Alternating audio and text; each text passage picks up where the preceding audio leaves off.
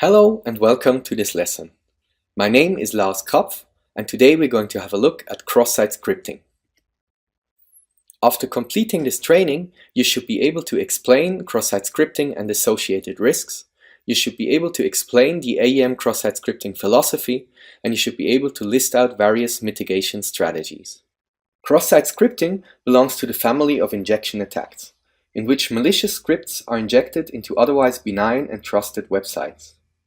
They are especially dangerous since the malicious content appears to be served by the trusted web server and might even be signed if HTTPS is employed.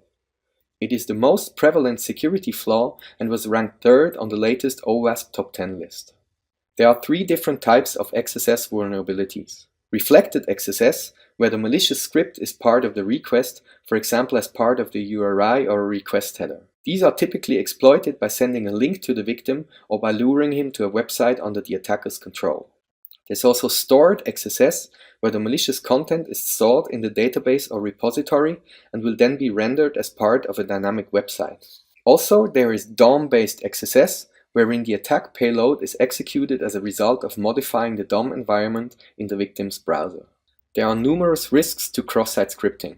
A successful attacker can perform any actions with the privileges of an authenticated victim, like sending requests to the server, accessing sensitive content, or manipulate the content of a website, either client-side during rendering or server-side by changing the data in the repository itself. In many cases, it is also possible to steal or manipulate the victim's cookies.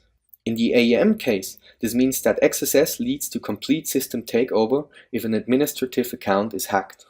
Let's have a look at the AEM XSS philosophy. Allow all input, encode all output. Since AEM is a content management system, we don't want to put restrictions on what content might be stored in the repository.